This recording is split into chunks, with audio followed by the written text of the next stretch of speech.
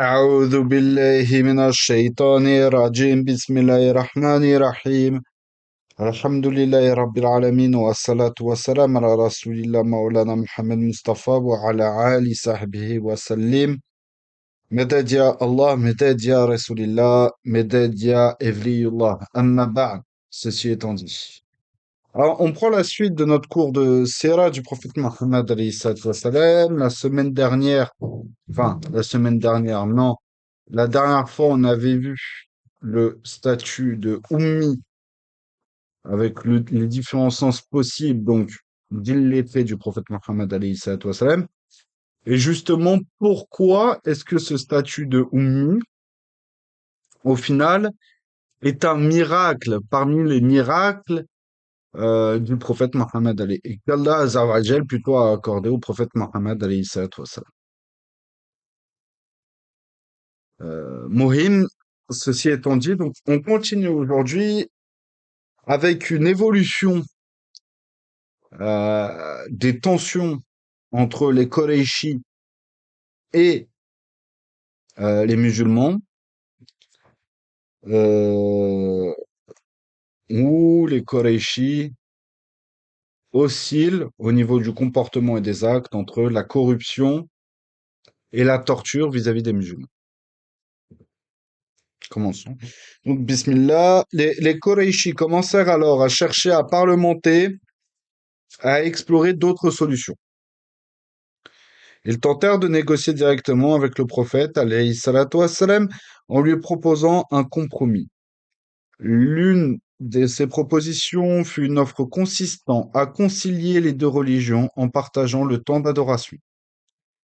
Ils proposèrent le monothéisme, le monothéisme pur du prophète Mohammed alayhi salatu wassalam une journée, et le jour d'après, le culte des idoles. Donc, le polythéisme, le panthéisme. Mais il ne peut évidemment y avoir aucun compromis dans l'unicité d'Allah, et Allah révéla alors cette sourate, donc la sourate la sourate Kafirun, donc la sourate 109. Dis, ô vous les incroyants, je n'adore pas ce que vous adorez, vous n'adorez pas ce que j'adore, je ne vénérerai jamais ce que vous adorez, et vous ne vénérez jamais ce que j'adore, vous suivez votre culte et moi le mien. Donc, la sourate Kafirun. Qul ya ayyuhal kafirun.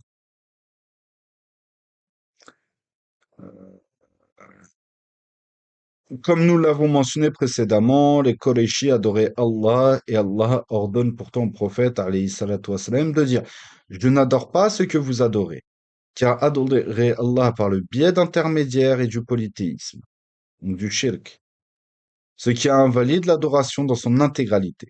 Les Qurayshi demandaient alors à ce que le prophète sallallahu alayhi wa sallam voulait afin de cesser sa prédication. Et le prophète alayhi salatu wassalam répondit ceci, qu'il ne souhaitait qu'une seule déclaration de leur part, ce à quoi Abu Jahil répondit frénétiquement, nous t'en donnerons 10. Et le prophète alayhi salatu wassalam révéla alors que la parole qu'il attendait d'eux était l'attestation de foi islamique. La ilaha illallah wa Muhammadan Rasulullah. Ils répondirent de la manière qu'Allah décrit dans le Coran, réduirait-il les divinités à un seul Dieu? Voilà une chose bien étrange. Donc, sourate Sad, au verset 5, de la sourate 38. Après l'échec de ces propositions de compromis, les Koréchis tentèrent d'avoir recours à la corruption pure et simple. Utba ibn Rabi'a, un oncle éloigné du prophète Mohammed alayhi salatu wassalam,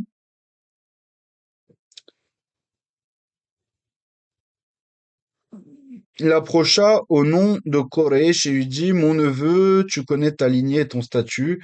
Tu es le petit-fils d'Abd al-Muttalib et le fils de Abdullah. Tu es venu avec une affaire qui cause des ravages au sein de notre peuple. Ya Muhammad, es-tu meilleur que Abd al-Muttalib? Es-tu meilleur que Abdullah? Et donc, ce récit, on peut le retrouver rapporté par Ibn Hisham dans la Sira Nabawiyya. Et le prophète, alayhi salatu wa- ne répondit pas, car il n'y a aucune sagesse à répondre à une question rhétorique des plus tendancieuses. Ici, on est dans le genre d'accusation que beaucoup font pour attaquer les musulmans. Est-ce que vos ancêtres étaient musulmans? Etc., etc. Donc on voit bien que, de toute façon, les trois quarts du temps, le comportement et les accusations des gens sont des accusations, en fait, qui sont déjà arrivées par le passé. Les trois quarts du temps, les gens amènent des accusations, amènent des choses qui sont, si je puis dire, éhontées, des accusations qui sont tendancieuses, sous-entendues. Et lorsqu'on commence à leur répondre et qu'ils se sentent bloqués, ils sont obligés de surenchérir par-dessus, par-dessus, empêcher de parler, etc., etc. Pourquoi? Parce que dans le fond, leur nefs, leur ego et shaitan travaillent sur eux pour empêcher que leur âme puisse être touchée par le message d'Allah, la prédication, l'héritage, la tradition du prophète Mohammed alayhi salatu wassalam, et même pour certains la tradition de leurs ancêtres à eux. Beaucoup de peuples sont musulmans depuis quasi les débuts de l'islam. Beaucoup de peuples sont musulmans depuis quasi les débuts de l'islam et ont toujours œuvré en faveur de l'islam, ont combattu pour sa défense, ont appelé à elle les autres, se sont pris des coups pour elle, ont protégé les frontières des empires, etc., etc. Et aujourd'hui, par ce genre de questions rhétoriques-là, on va attaquer les gens qui se disent fiers d'être musulmans en allant dans ce qui était avant l'islam. Comme si le fait d'être devenu musulman était devenu une trahison envers ses ancêtres les plus lointains. Et c'est ça, c'est ce genre d'accusation que Utba ibn Rabi'a fit indirectement au prophète Mohammed alayhi salatu wassalam. C'est ce genre d'accusation. Et le prophète Mohammed alayhi salatu wassalam eut la noblesse de répondre, de comprendre que c'est une phrase qui est fallacieuse. On fait tous notre erreur. Moi, le premier, je le dis, je le répète, moi, le premier, on fait cette erreur de des fois vouloir absolument défendre l'islam de manière rationnelle. Mais comment défendre l'islam de manière rationnelle lorsque quelqu'un en face se dit rationnel, mais a un comportement irrationnel? Parce que un comportement rationnel qui, soi-disant, va de pair avec une rationalité, tu laisses la personne s'exprimer jusqu'au bout, tu fais en sorte de comprendre ce qu'il veut dire et tu fais en sorte de répondre à ce qu'il dit. Pas tu passes sur une autre accusation. Tu ne fais ni ad hominem, ni sous-entendu, ni rhétorique bizarre. Tu restes sur ce qui a été dit. Tu réponds sur ce qui a été dit, tu ne rebondis pas sur autre chose. Tu n'impliques pas des personnes qui ne sont pas présentes pour répondre. Ça, c'est quand quelqu'un est dans une rationalité, dans la discussion, dans l'échange. Or, les trois quarts du temps, et surtout aujourd'hui avec les réseaux sociaux, les gens ne sont pas dans la rationalité, les gens sont dans l'ego, les passions, l'envie de rabaisser l'autre. Et tout le problème est là. Des fois, on commence, on rentre dans un truc, on essaye de défendre du mieux qu'on peut. Parce que comme dit le prophète Mohammed alayhi salatu wassalam, et rappelez-vous, même si ce n'est qu'avec un verset dans le sens. Rappelez les sagesses, même si ce n'est qu'avec un verset. Allah Azza wa Jal dit que le prophète que cette religion a été révélée, c'est-à-dire la parole d'Allah, et les sagesses. Les sagesses, c'est la sunna du prophète Mohammed, alayhi salatu wassalam. Et l'héritage qui est laissé à partir de ces deux fondements du corpus religieux. Donc, derrière, tout ce qui a dérivé. Toutes les sciences qui ont dérivé de ces deux fondements-là. Mais, à notre échelle, on rappelle ceci, etc. Mais, des fois, on s'embourbe dans des discussions avec des gens qui, eux, se disent rationnels, qui, eux, se disent conscients, mais leur comportement est irrationnel, inconscient, animal. Je parle de comportement. Certains exégètes du Coran et certains ulama, notamment dans certaines sciences de la spiritualité, lorsqu'on dit que Allah Azza wa Jalla a transformé tel peuple en des singes et des porcs, ou des ânes, etc., c'est pas forcément dans le sens physique. C'est dans le sens que leur comportement est animal. Leur comportement est animal. Ce n'est pas un comportement digne d'un humain doué de raison, tel que cela est compris, cela est compris par les textes. Ils ont un comportement animal. C'est en ce sens où certains exégètes et certains savants nous faut comprendre les versets, ils ont été transformés en singes et en porcs. Ça veut pas dire que ça veut pas dire que Allah ne peut pas transformer dans l'absolu une personne en animal. Ça ne lui est pas impossible. Kun fayakun. Il fait ce qu'il veut dans l'absolu. Mais,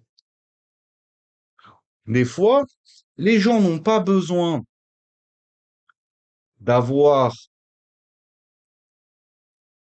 les gens n'ont pas besoin d'avoir d'avoir une apparence animale pour que lorsqu'on les entend ou qu'on les voit, on est gêné. On n'a pas l'impression de voir un humain lambda avec qui on peut discuter, échanger tous les jours. On a l'impression de parler à quelqu'un qui est pas net. Des fois, on a l'impression de parler avec un animal, où cette personne a un comportement, une gestuelle, des mimiques d'animaux. Et tout le problème est là. Comment voulez-vous échanger avec des gens qui se comportent comme des animaux? Tout le problème est là. Mais c'est les personnes qui se comportent comme des animaux qui se permettent de se placer en parangon de la moralité et qui se permettent de critiquer tout ce qu'ils veulent au sein de notre noble et belle religion et qui se permettent de jauger de la valeur de nos textes et de la méthodologie qu'ont employé nos anciens vis-à-vis du traitement de nos textes. Et quand on leur explique cela et qu'ils se retrouvent bloqués d'un point de vue épistémologique par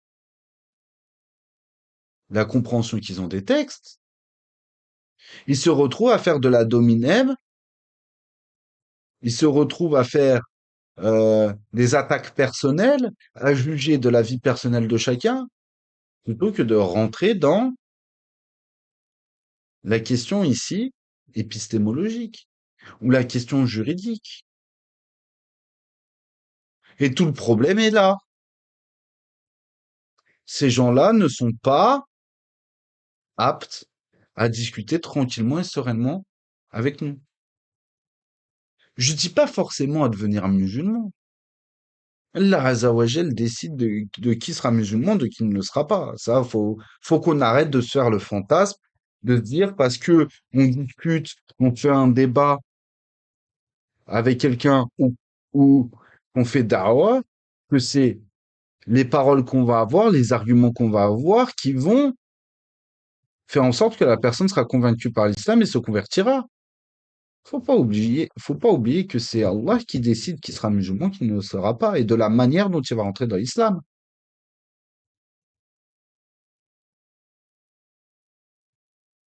Nous, notre travail, c'est de rappeler qu'il y a un créateur, qu'il y a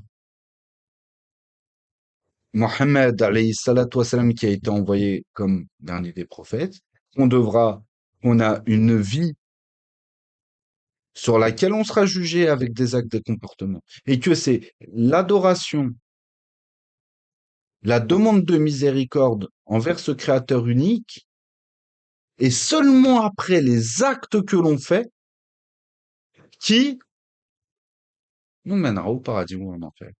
Ni plus, ni moins. Le reste, c'est de la palabre. La base, elle est ici. Dire que tel truc, ce qui s'est passé, tel truc, nanana, nanana, c'est de la palabre. Commence toujours que nous, alhamdoulilah, on est musulmans, on croit en Allah et en sa miséricorde.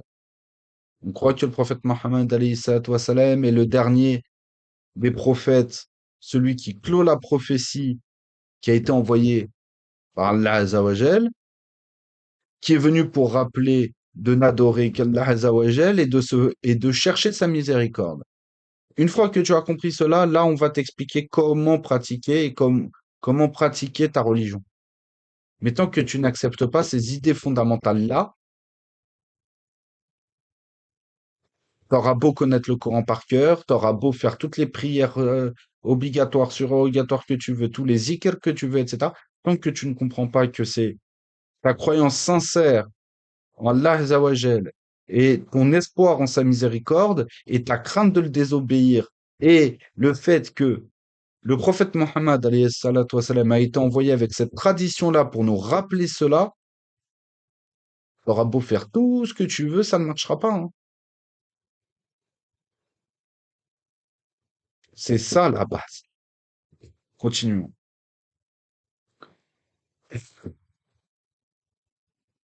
Euh,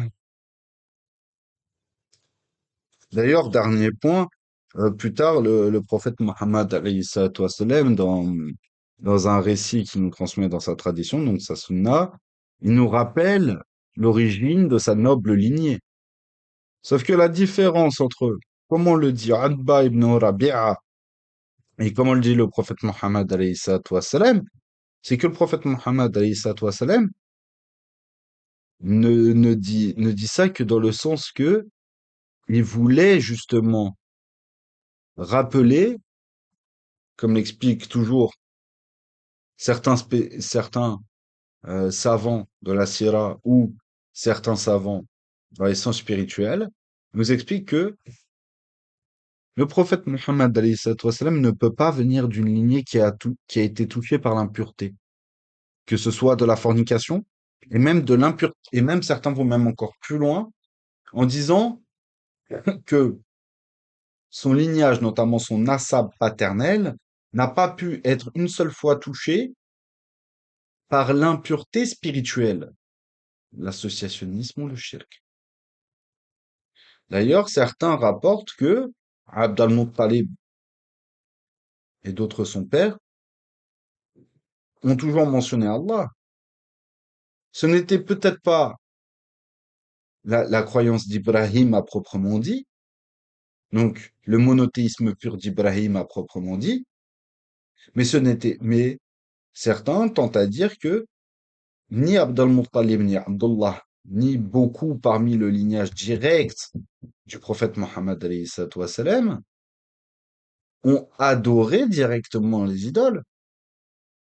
Et donc, c'est en ce sens où il faut comprendre également la noble lignée du prophète Mohammed alayhi salatu wassalam. Mais ça, après, on est dans des détails, dans des subtilités d'ordre ici exégétique, soit des versets du Coran, soit des paroles du prophète Mohammed alayhi salatu wassalam.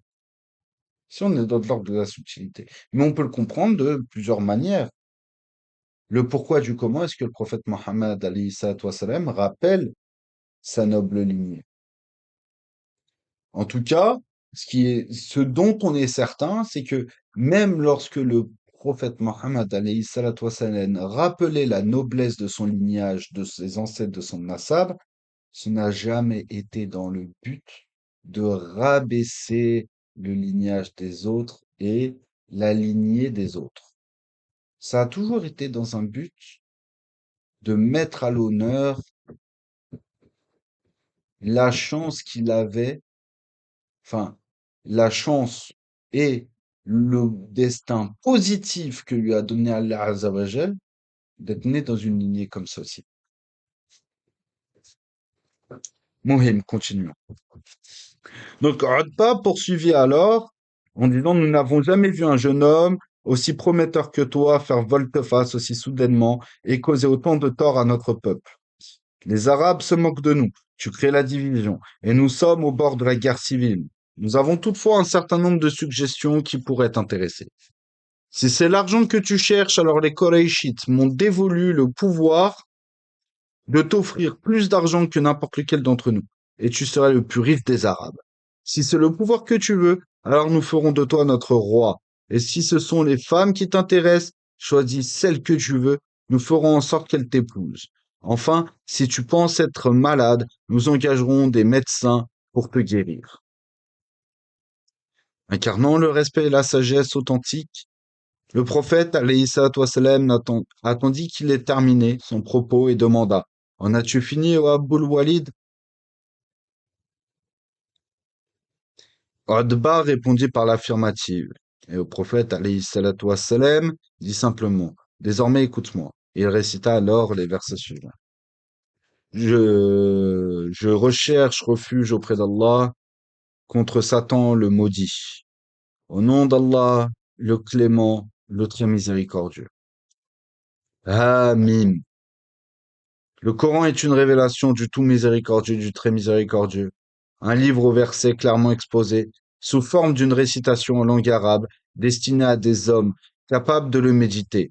Un livre annonçant aux hommes une heureuse nouvelle, tout en les mettant en garde contre le châtiment. Mais la plupart d'entre eux ne voulaient rien entendre, préfèrent s'en détourner, et ils disent: Nos cœurs sont fermés à tes enseignements, nos oreilles frappées de surdité, et une barrière nous sépare de toi. Agis donc comme tu l'entends, nous agirons à notre manière. Dis, je ne suis qu'un homme auquel il est révélé que votre Dieu est un Dieu unique. Tournez-vous donc vers lui, implorez son pardon. Malheur aux idolâtres qui refusent de s'acquitter de l'aumône et de croire à l'au-delà. Quant à ceux qui croient et accomplissent les bonnes œuvres, leur est réservée une récompense dont ils ne seront jamais privés. Dit, allez-vous renier, allez-vous renier en lui associant de fausses divinités, le Seigneur de l'univers qui, en 2 jours, a créé la terre, puis a placé à sa surface des montagnes, l'a béni.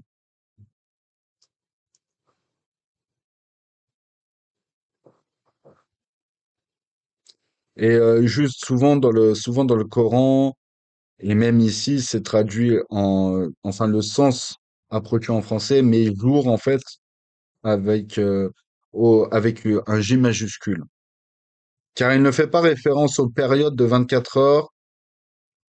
Euh, euh, en fait, ici, on ne fait pas référence à la temporalité que nous connaissons en tant que créature, mais à une temporalité et un sens temporel,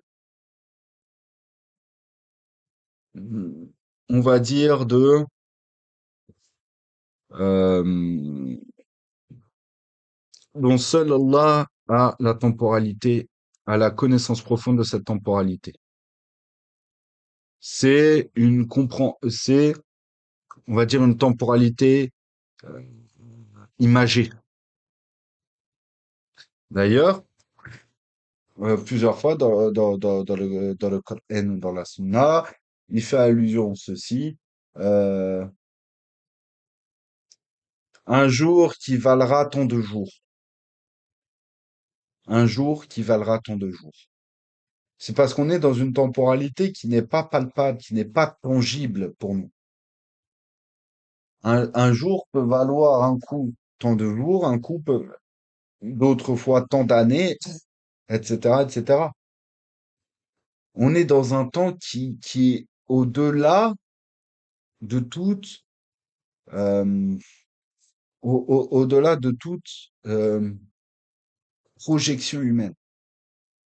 On ne peut pas se projeter dans la temporalité de Dieu.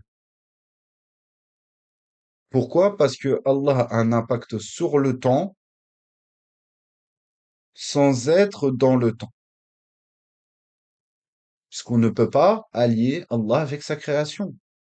Donc, il a un impact sur le temps sans faire partie de cette création qu'est le temps, dans le sens ici de durée. Un jour pour nous ne peut pas être comparable à un jour pour Allah. Et inversement. On ne peut même pas parler de jour, en fait, pour Allah Azza wa Jalla. Continue. Donc en 2 jours, il a créé la terre, puis a placé à sa surface les montagnes, l'a béni, et y a réparti la subsistance nécessaire à ses habitants. Le tout exactement en 4 jours.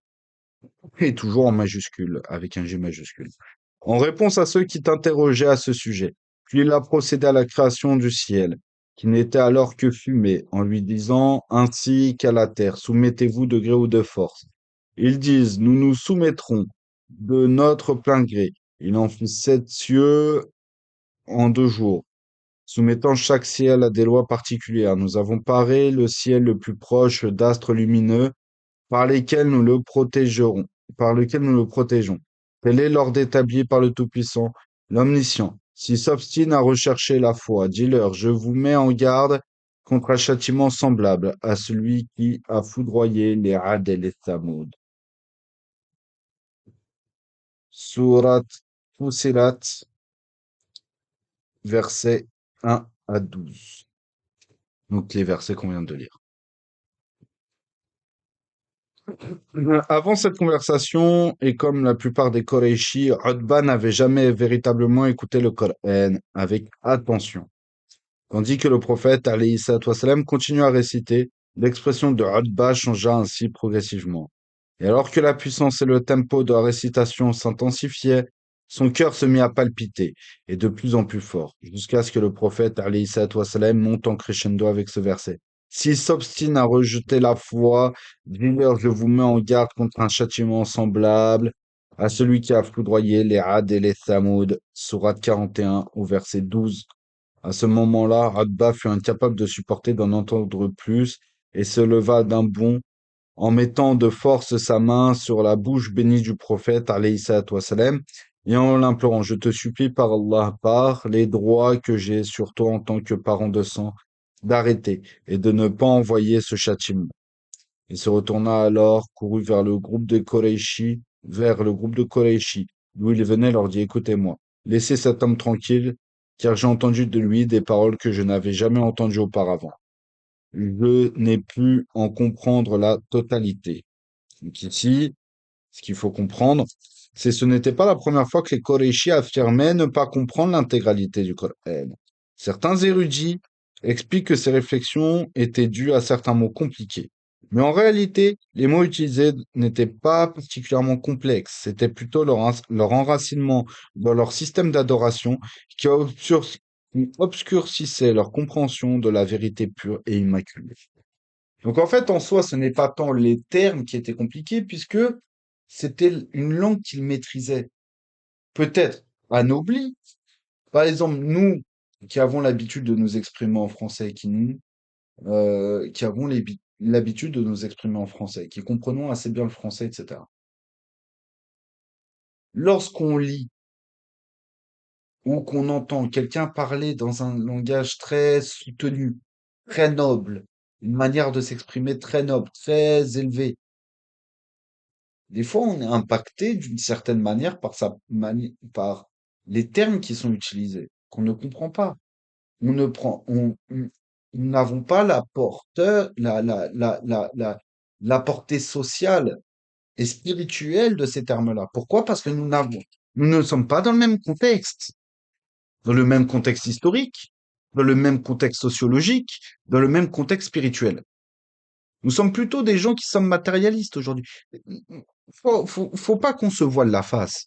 Même si on veut, en tant que musulman, se revendiquer spirituel, avec une certaine forme d'éducation spirituelle, d'élévation de l'âme, de rabaissement de l'ego, etc., etc. Euh, soyons honnêtes. Soyons honnêtes avec nous-mêmes, soyons honnêtes avec les gens. Nous avons une part de matérialisme qui fait que certains, même penseurs et hommes spirituels français, si on reste dans le cadre de la langue française, français d'il y a plusieurs siècles, etc., qui ne sont pas dans la même forme de matérialité que nous, dans la même forme de spiritualité que nous, même si on s'exprime dans la même langue, on ne peut pas comprendre de la même manière que des gens qui sont dans le même contexte spirituel, sociétal et temporel que la personne qui écrit ce texte, on va être dérangé par ces trucs-là. C'est en ce sens où les Koreishi, même s'ils maîtrisaient cette langue-là, faut pas oublier que les Koreishi avaient des poètes hors normes. Et la poésie était un miracle arabe. La langue arabe est un miracle d'Allah. C'est une langue qui est noble. Donc, si les poètes, et beaucoup parmi les leaders de Quraysh, étaient des gens qui maîtrisaient la poésie, ou qui connaissaient la poésie, qui connaissaient sa valeur, etc. C'est en ce sens où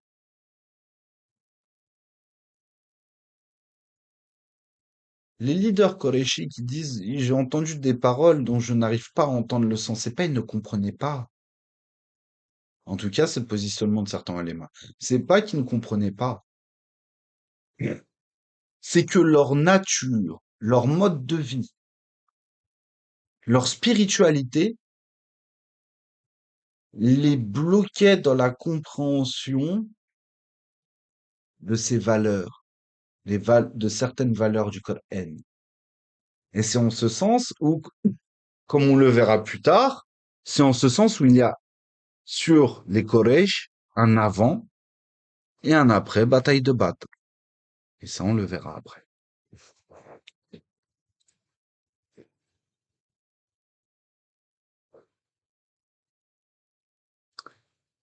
À ce moment, Utba fut incapable de supporter d'en entendre plus, le vin d'un bon, nanana, donc ça, on l'a vu.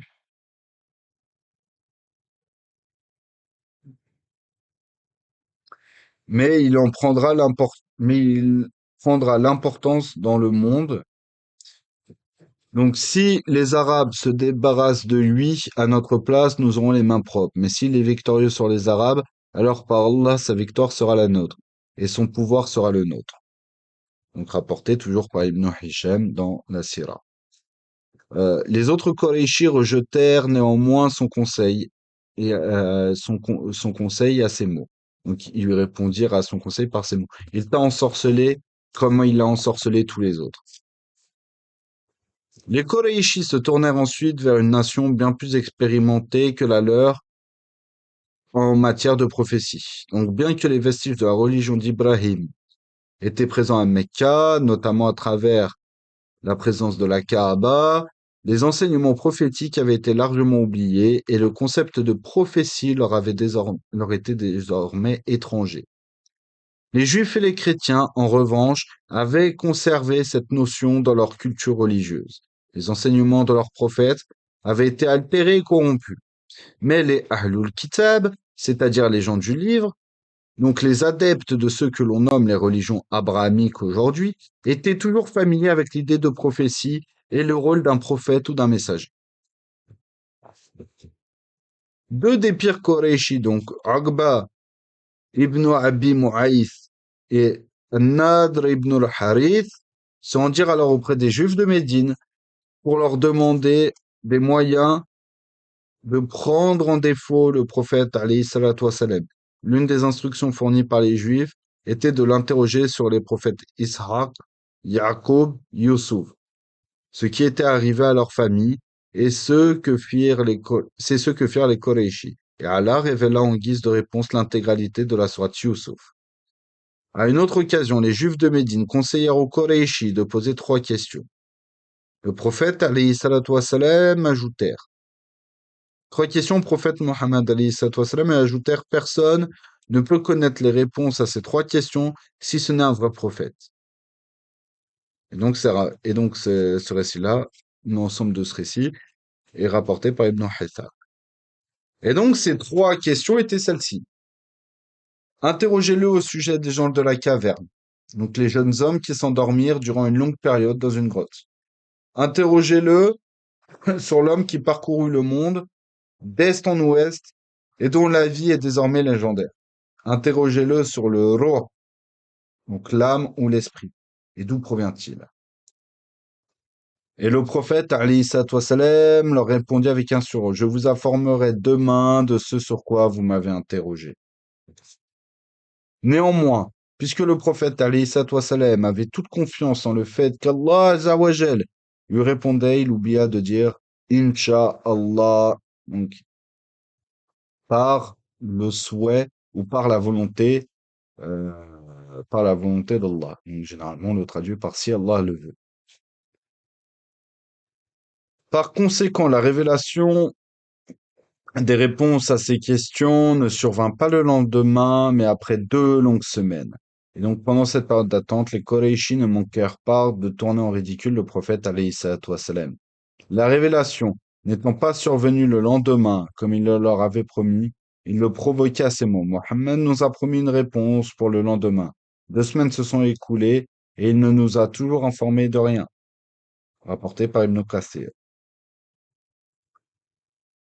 Allah rappelait ainsi au prophète alayhi salatu wassalam et aux croyants de manière générale la nature de la relation entre le Seigneur et ses serviteurs. Allah est celui qui planifie toutes choses selon sa sagesse infinie.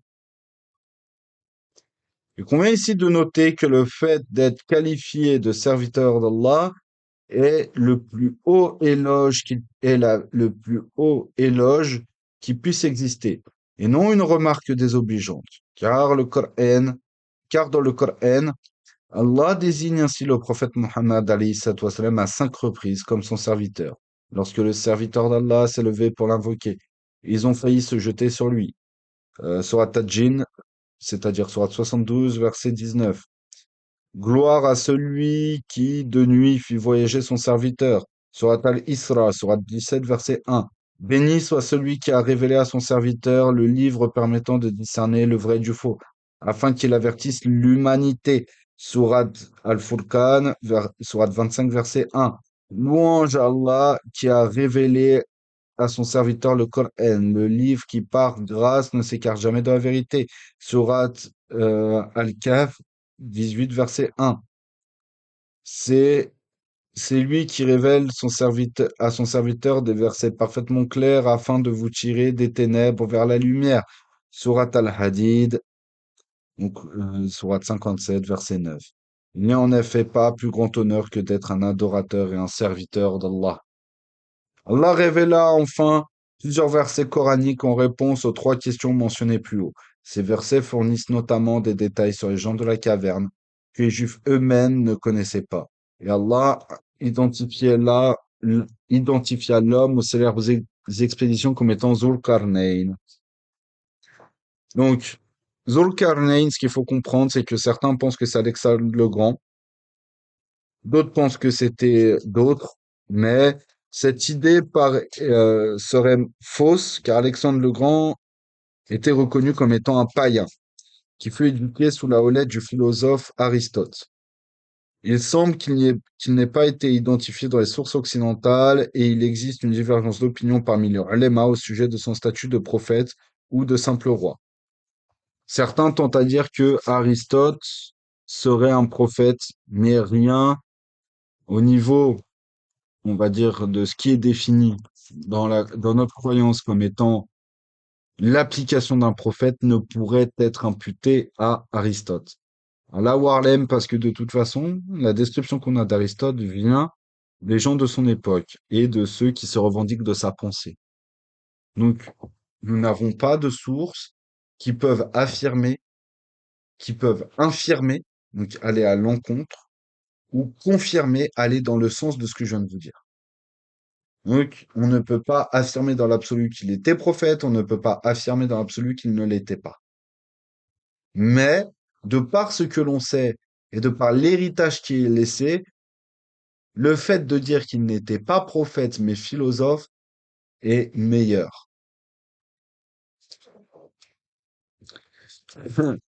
Quant à la question du ruh, Allah affirme qu'il fait partie des mystères de la connaissance que les êtres humains sur Terre ne pourront jamais appréhender. Il t'interroge au sujet de la nature du ruh. Réponds, seul mon Seigneur en a connaissance. Vous n'avez quant à vous reçu qu'une part infime de science. Et donc là, c'est Surat al-Isra, soit 17, verset 85.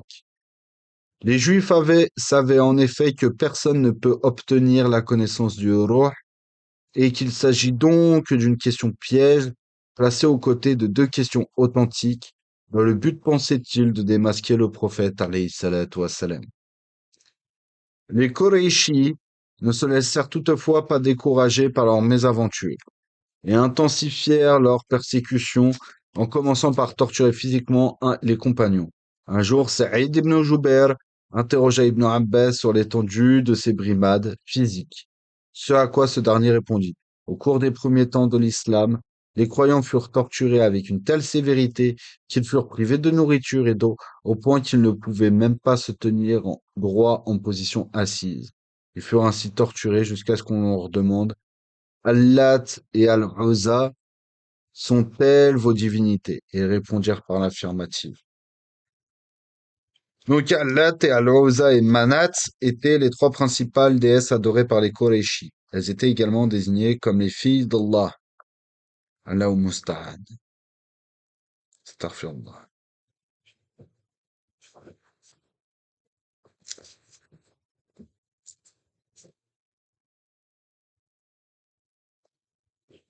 On va s'arrêter là pour aujourd'hui. On va s'arrêter là pour aujourd'hui, Inch'Allah.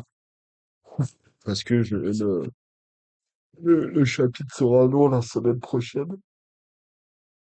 Le chapitre sera long la semaine prochaine. Et il vaut mieux en fait qu'on le prenne en entier, ce petit chapitre-là. Voilà.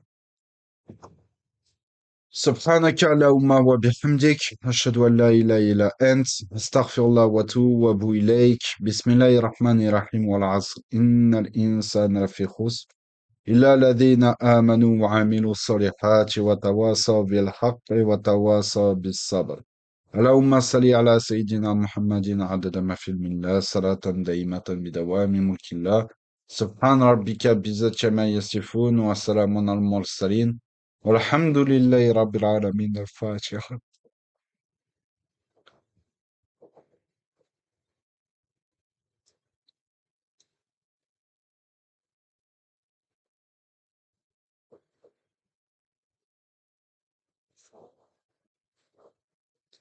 السلام عليكم